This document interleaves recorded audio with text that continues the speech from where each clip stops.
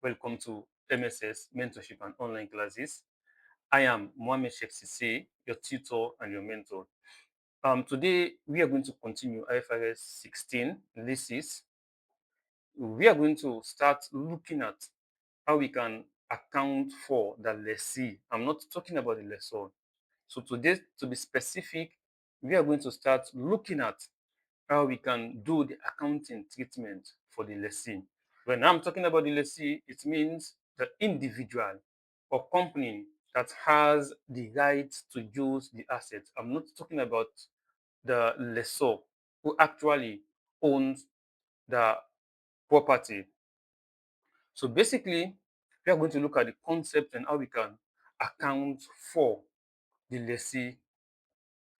So basically, the basic principle at the commencement of the lease, at the inception of the lessee should recognize a lease liability and the right to use the asset. So we need to note these 2 points down because the rest of this session will be focusing on how we can account for the lease liability and the right to use assets. So when we are talking about the lessee, it means we should be looking at the double entry. We are going to debit the right to use asset and we are going to credit the lease liability,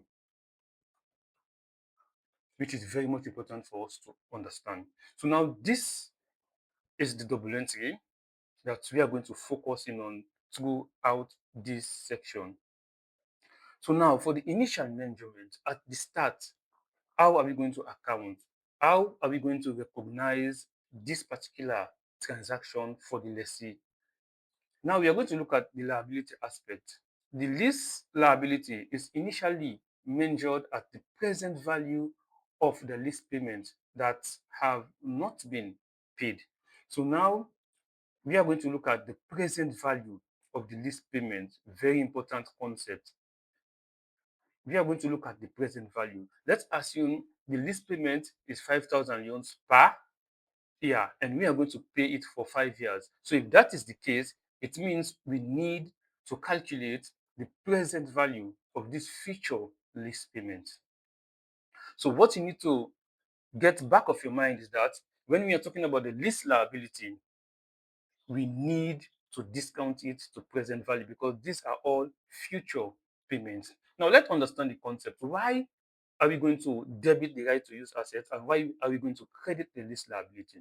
Now, if we are looking at the definition of lease, it is illegal or part of a contract that gives the right to use a specific type of asset for a specific period of time as a result of consideration. So basically, this is the definition. So now, if we are looking at the lessee portion of the definition, when the lessee has the right to use the asset, it means automatically it is in line with the definition of an asset according to the conceptual framework. In other words, the lessee will have to control the utilization of the lease item. The lessee will have to receive the benefit from the utilization of the asset. If we are looking at the definition of an asset, the controllability and the economic resources should be present. And when we are talking about the lease as well, from the lessee portion, since the lessee will direct the use and since the lessee will have the right to use the property for a specific point in time, it means the lessee should recognize the asset in the statement of financial position. So why are we going to credit liability? If we are looking at the definition of liability from the conceptual framework, there should be a present obligation, whether it's contractual or it is a legal obligation. There should be a present obligation, which should be as a result of past events and which will result to an outflow of economic benefit. So looking at the three components of the definition, automatically we need to credit the lease liability because the lessee will have to pay on annual, for example, 5,000 yuans as the lease payment till 5 years. So automatically, there is a present obligation because of the contract, the lease agreement that I need to pay the lessee need to pay $5,000 on annual basis. So because of this present obligation, and at the end of every year, the lessee will going to pay 5,000 outflow of economic benefit. So it made the definition of um, the liability. So this is the reason why we are going to debit the rights to use assets and why we are going to credit the lease liability. Very important concept. For every debit or for every credit, you need to know the basis as an accountant. You need to justify why are you going to debit a transaction or why are you going to credit a transaction. So now we are going to look at the components of the lease payment. What should be included within the calculation of the lease payment? Very important concept you need to know for the examination, because in most questions, you will be asked to calculate the lease payment. So you need to calculate the lease payment before you are going to discount it to present value for the future payment. So the first component of the lease payment has to do with the fixed payment. Now, when you're talking about a fixed payment, payments that are fixed in amount and must be paid over the lease period, regardless of the amount, regardless of the usage or performance. So now, if we unanimously agreed within the lease agreement that a company is going to lease this property for 5 years, and you are going to pay on annual basis $10,000, for example, for 5 years. So if this is the case, it means the fixed payment that the lessor is going to receive will be $10,000 per year. Let me put it per annum, right?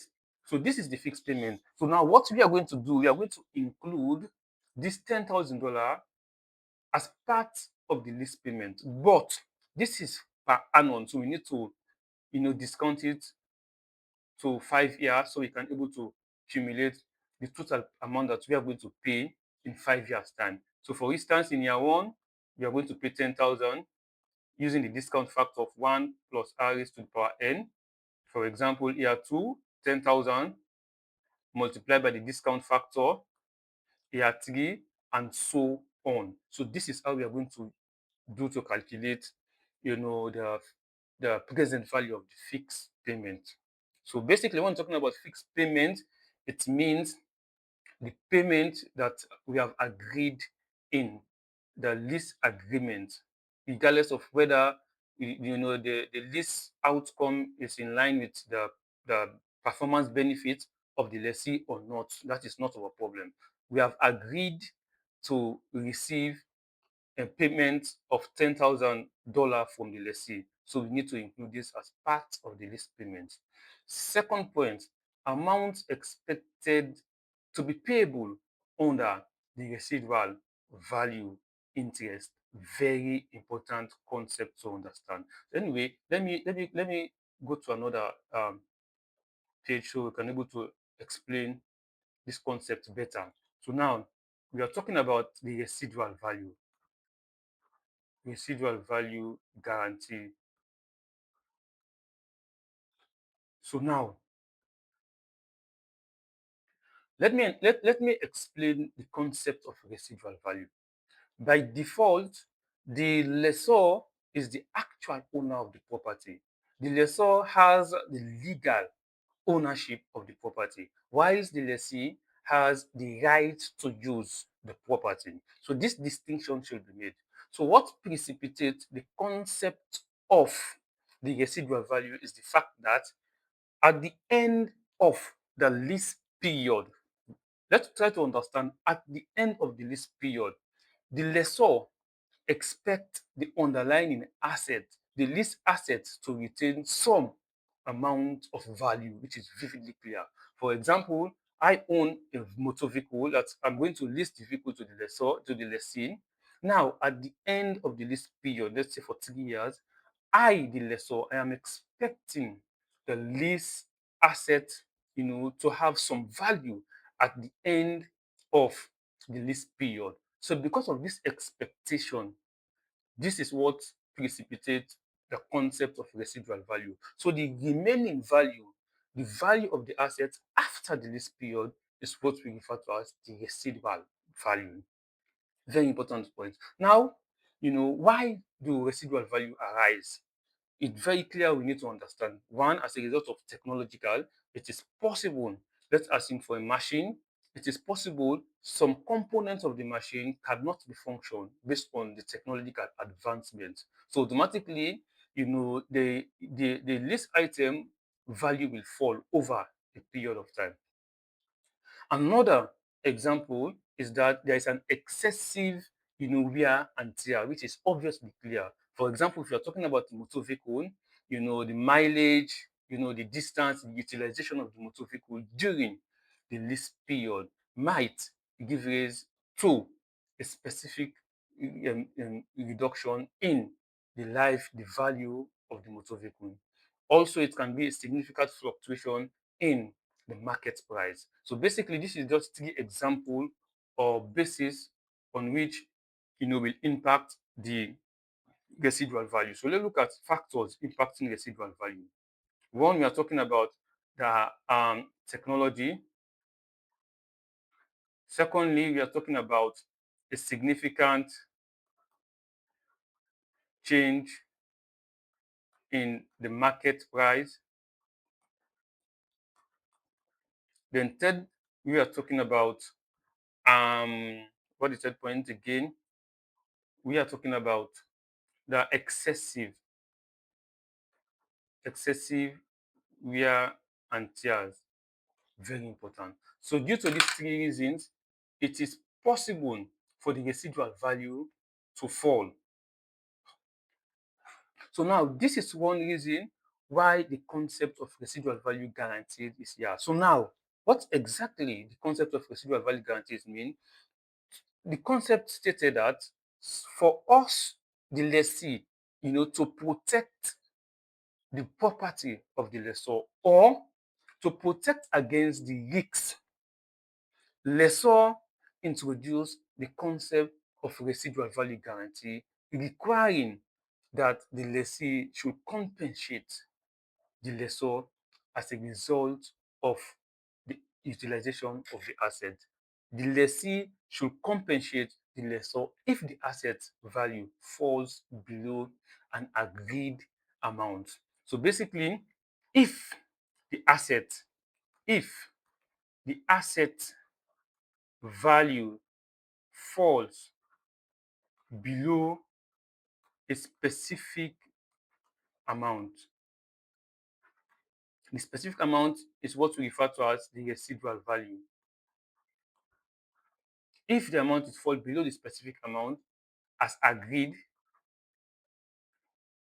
then automatically there will be a need for residual value to be included as part of the, the valuation of the lease liability.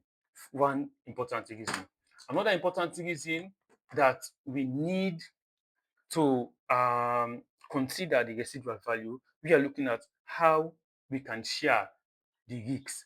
Also, we need to look at the presentation of the lease liability as well as the economic benefits. Now, according to IFRS 16 and according to the conceptual framework, faithful representation of economic obligation is required. So IFRS 16, emphasizes the substance over form concept. Very important. It emphasizes on the concept of substance over form. So now if we are talking about the concept of substance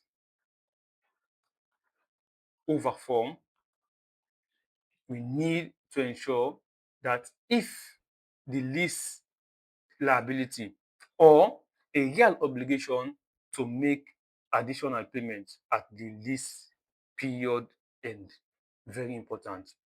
If IFRS 16 emphasizes the substance over form, if a lease has a real obligation to make additional payments at the lease end period.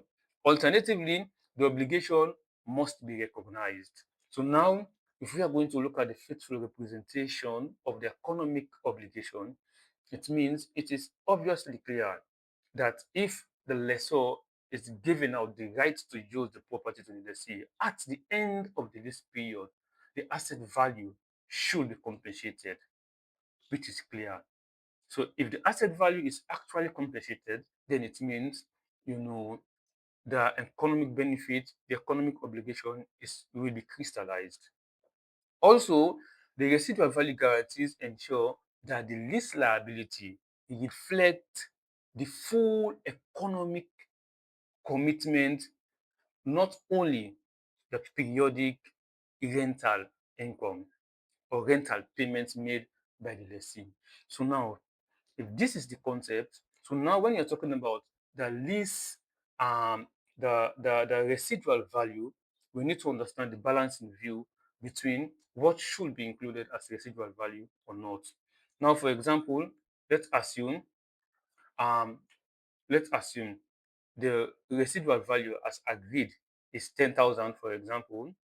Now, the market value of the property is 4,500. Let's assume the residual value agreed is equals to 4,000, for example, right? The current market value at the end, market value at the end of the lease period,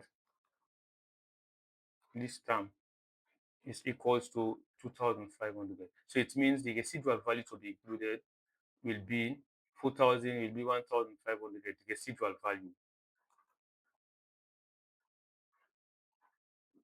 So we are going to include the 1,500 as part of the calculation of our lease liability. Very important concept to understand. So we are moving forward.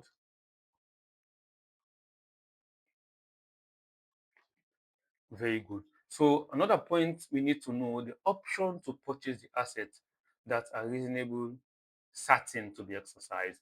Now, if within the lease agreement there is a clause stated that at the end of the lease term, it is possible that the lessee will purchase that particular asset. If that is the case, we need to assess the reasonableness of the purchased option to exercise. So now what we are going to assess to, what are we going to look at to determine the reasonableness of the particular option to exercise, whether the lessee will exercise the option or not. What are the factors that we need to consider, which is very important for the examination. So let's go back to our note section.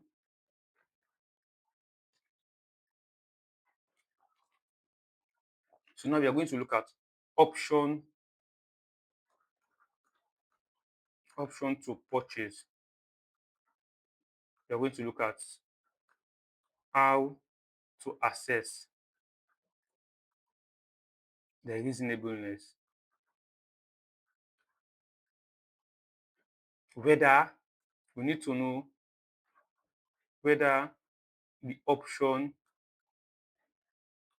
is reasonable or not. Very important. So firstly, first factor we need to consider whether the option to purchase will be reasonable or not. We need to look at the current market value as compared to the purchase price. So now, for example, the current market value and the purchase price, the option price, the purchase option price, right? The purchase option price is 2,000, for example, and the fair value, the current price, which is 8,000. So it is clear that the current market value, the fair value of the asset, which is the current market value, is 8,000. And the option to purchase the lease assets after the lease term is 2,000. So it's obviously clear that if the purchase price is less than the current market value, it means it will result to economic benefit to the lessee if the option is exercised. Very clear. So we need to look at. So for us to assess whether the option it's reasonable to exercise, we need to look at the economic benefits the lessee will receive if the option is exercised. Secondly, the significant leasehold improvement, another important condition. If the lessee has significantly improved the lease asset, the lease asset, if the lessee has significantly improved the lease asset, then this is an indication that at the end of the lease term, the lessee is going to purchase the asset. The lease payment has the lessee has invested heavily in ensuring that the lease property is improved to improve on the production capacity. Now, for example, the lessee has the right to use a specific machine, but to ensure that the production capacity is increased based on the current target, they need to replace a major component within the machine. So if that is the case, the lessee to spend, decided to improve this major component within the machine, then it means at the end of the lease period, the economic benefit that has already been received as a result of the improvement or as a result of the replacement of this the of the big of the important part of the machine, then the lessee will ensure that the economic benefits that will be received from the improvement of the asset is achieved. So this is another option. This is another reason that will precipitate the lessee to to exercise the option. Third reason, which is very much important, if the asset is a critical asset to its operation. Asset is critical. If the asset is critical asset, then automatically we need to look at it as a basis for the option to be exercised. The lease asset is highly specialized to the lessee. Now, for example, let's think about national stadium. I own a national stadium. I decided to lease the stadium to one of the football team that did not have any stadium to practice or to play their games. So if that is the case, but the current capacity of the stadium, let's say it is it is 1,000 supporters. The lessee decided to expand it to 10,000 or 15,000, whichever. So automatically, because of the significant expansion, then it's an indicator that at the end of the lease period, it is highly likely that the lessee will exercise the option. Alternatively, the lessee did not have any stadium to train or to play their games. So this particular lease item, which is the national stadium, is a unique and a specialized asset to the lessee. So automatically, the lessee will not be in the position to lose this particular asset. So this is another indicator that the lease option to purchase will be exercised. Finally, we are going to look at um, the cost and benefit analysis, as I've already mentioned it at the top. So basically, if the option to purchase is reasonable, as I've already stated, to determine the reasonableness, we need to look at the economic benefit of the transaction. If the economic benefit is expected to be received due to the purchase of the lease item, then automatically we need to exercise the option to purchase the lease property. Finally, we need to ensure termination penalties should be considered in the calculation of the lease payment. If the lease term reflects the expectation that these will be incurred, if there is a clear expectation that there will be a termination penalty, then we need to include this as part of the calculation of the lease payment. Very good. I've already covered about the residual value. So now The residual value guarantees arise when the lessee guarantees that the underlying asset at the end of the lease term will not be worth less than a specific amount. I've already explained that. So now we are going to look at the discount factor because all of these amounts we are going to discount it to present value.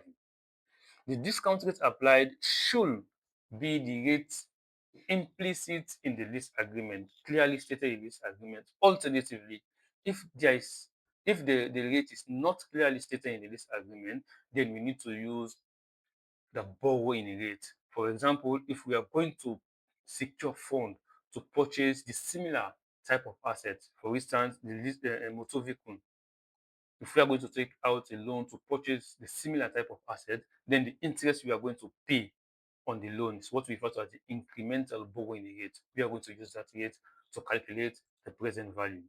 It's obviously the formula for the discount factor formula. Discount factor formula equals to 1 upon 1 plus R raised to the power n. So now we are going to um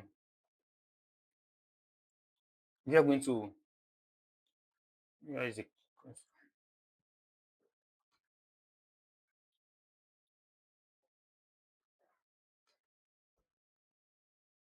We are going to look at the rights to use asset. We have covered the lease liability.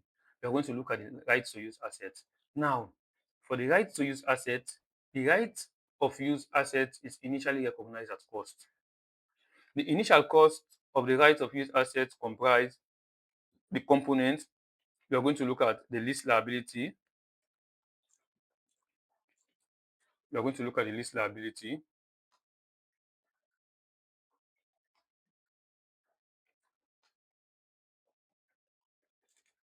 include the lease liability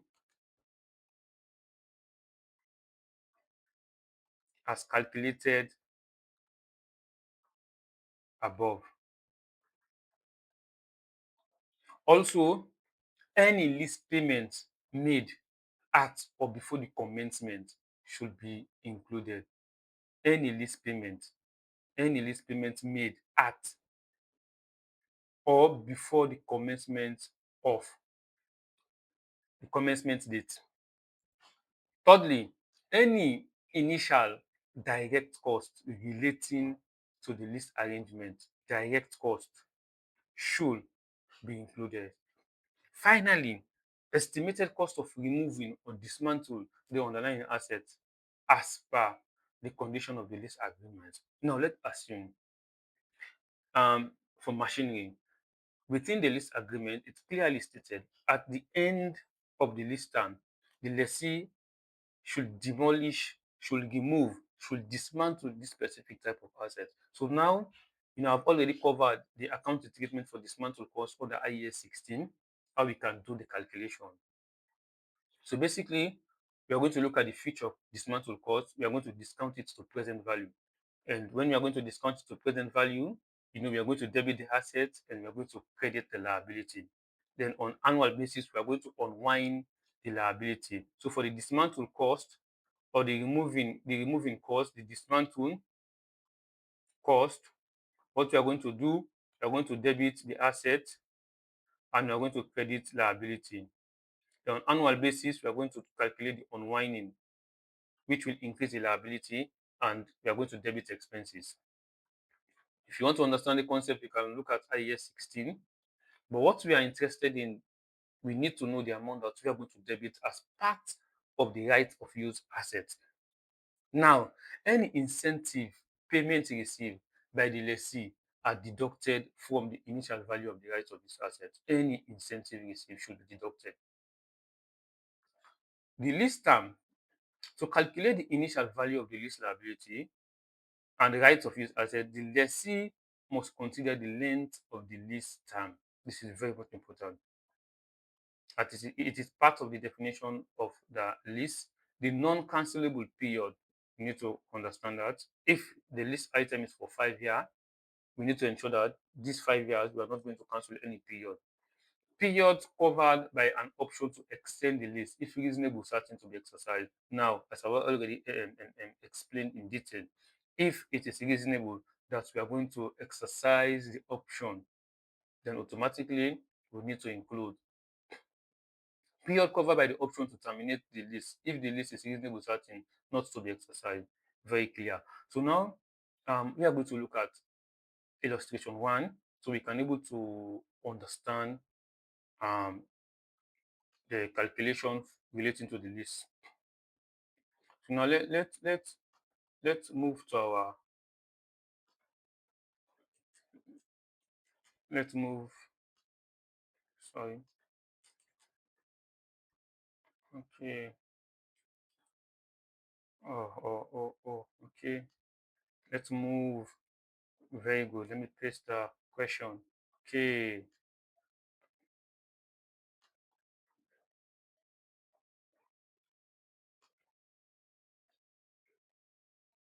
So now, on 1st January, required, calculate the initial carrying amount of the lease liability and the right of use assets and provide the double entries needed to record this amount in the financial record.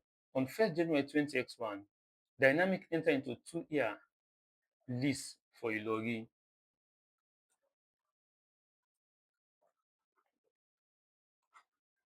2-year lease for Ilori. The contract contains an option to extend the lease term for a further year. Dynamic believes that it is reasonable certain to exercise this option. Lorries have a useful life of 10 years. The useful life of the asset and the lease time is 2 years. And the lessee clearly stated that it is reasonable certain that they will exercise the option. So any cost in relating to the option should be included as part of the calculation of the lease liability. Lease payments are 10,000. So lease payment, which is the fixed payment equals to 10,000 per year. Very good. And 15,000 per year for the option period. So option period, we don't know. So 15,000 for the option period per year. So if they decided to exercise the option, then 15,000 will be paid. All payments are due at the end of the year. To obtain the lease, D incurs initial direct cost. Direct cost equals to $3,000. The interest rate within the lease is not readily determined. The incremental rate of borrowing is 5%. So rate of borrowing equals to 5%, which is the discount rate that we are going to use. Very good. So now we are going to calculate the lease liability and we are going to calculate the right to use assets. So firstly, let's calculate the lease liability. Why are we going to calculate the lease liability first? Because the right to use assets has components of the lease liability. So it's always important to calculate the lease liability first. So we are going to calculate the lease liability, right? So now, year 1, 2, 3, so year 1 and 2. Okay.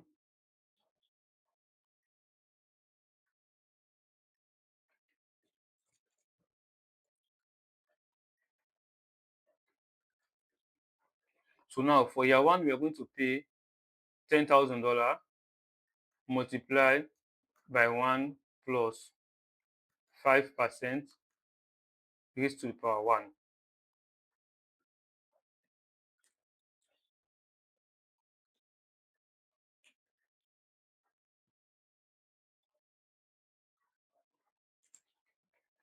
Raised to the power 1. So basically, let me use my calculator.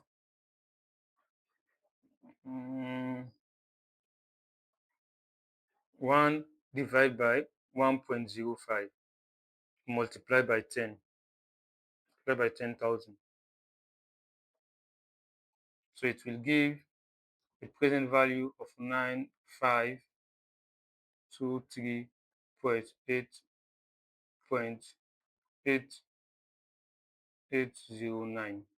Year 2, 10,000 multiplied by 1 plus 5% raised to the power 2.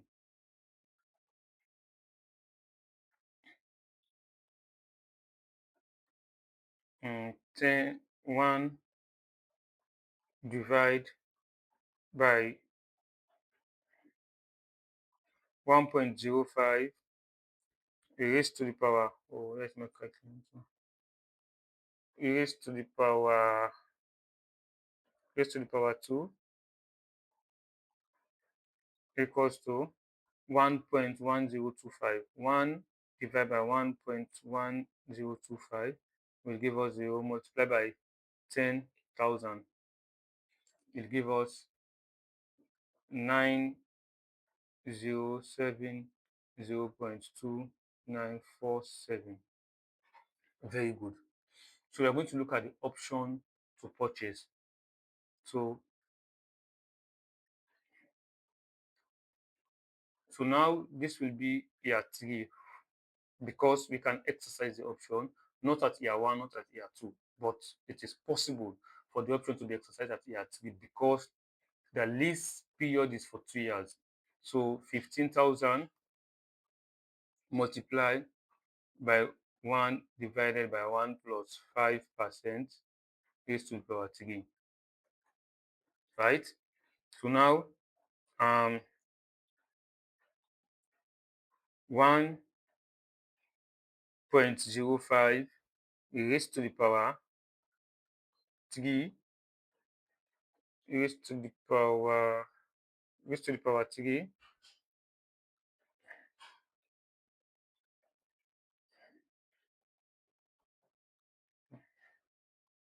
1.05 raised to the power 3 will equals to 1.157625. So it will be 1.157625 multiplied by 15,000. Sorry.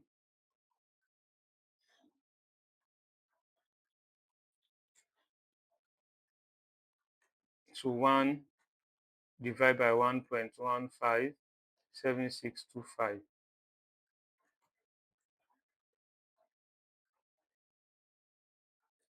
1 divided by 1.157625.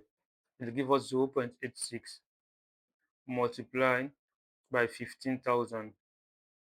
So the answer will be 12,957.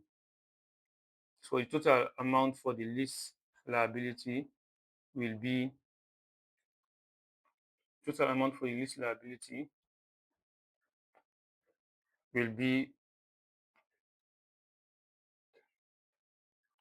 plus 9523.8009 plus 9070.2947. Actual value will be 31,551.66. So this is the lease liability amount. So now this amount we are going to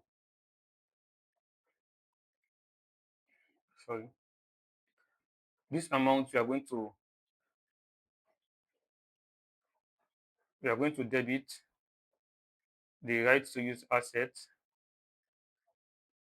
equals to 31,551, and we are going to credit the lease liability 31,551. Now within the question we have some components that need to be included as part of the rights to use asset based on our explanation, right? There's a direct cost of 3,000. that should be included. So we need to include the direct cost. So the total right to use asset equals to 31,551 plus 3,000, which is the direct cost. So it will equals to 34,551. Very interesting. So now the total rights to use assets is 34,551 and the lease liability is 31,551.